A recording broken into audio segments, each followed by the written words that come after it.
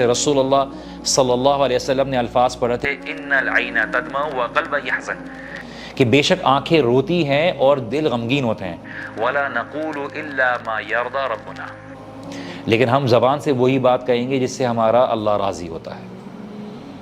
رسول اللہ صلی اللہ علیہ وسلم نے کب کہی تھی؟ جب ابراہیم اپنے بیٹے انہوں نے گود دیکھا تھا اور وہ آخری سانس لے رہا تھا تو رسول اللہ صلی اللہ علیہ وسلم رو رہے تھے۔ تو ہمارے ایک دوست تھے، انہوں نے بولا کہ بھائی آپ بول رہے ہیں کہ رسول اللہ رو رہے تھے، کیوں؟ رسول اللہ صلی اللہ علیہ وسلم کی کوئی جذبات نہیں تھے، اور رسول اللہ صلی اللہ علیہ وسلم یہ بتانا نہیں چاہتے تھے کہ ٹھیک ہے جنت بھی ہے، جہنم بھی ہے، صبر بھی ہے، لیکن ایک انسان کا ایک تعلق ہوتا ہے۔ ٹھیک ہے آپ کو قبر کے اوپر جا کے کوئی رسومات نہیں کرنی، لیکن کوئی اپنی والدہ کی قبر کے پاس جا کے بیٹھنا ایک اس کا ایک انسیت ہوگی، اپنی والدہ کے پاس جا کے کرے گا۔ وہ خاندان کا کوئی شخص اگر دنیا سے چلا جائے گا ہمیں بہت غم ہوگا، لیکن ہمیں شریعت اس بات کی اجازت نہیں دیتی کہ ہم یہ غم کو ایسی طریقے سے ظاہر کریں جس پہ اللہ ہمارا راضی نہ ہوتا۔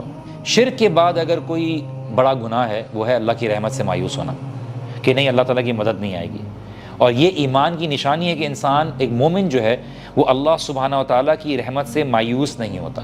وہ کیوں مایوس نہیں ہوتا؟ کہ اس کو پتہ ہے کہ میری مشکل کم ہے، میری مشکل کو بھیجنے والا اللہ ہے اور میری مشکل کو دور کرنے والا اللہ ہے۔ کیوں؟ دیکھیے آپ اور میں یہ بول تو رہے ہیں بہت آسان سے، لیکن جب مشکل آتی ہے نا تو ہم کبھی کبھار بھول جاتے ہیں۔ اس کے لیے ہمیں ایسی گیدرنگ میں بیٹھنا ہوتا ہے، قرآن سے تعلق رکھنا پڑتا ہے، تاکہ ہم اس مشکل میں اپنی اس ایمان کو اور یقین کو اور اللہ سبحانہ تعالیٰ کے توکل کو ہم اپنے آپ کو زندہ رکھیں۔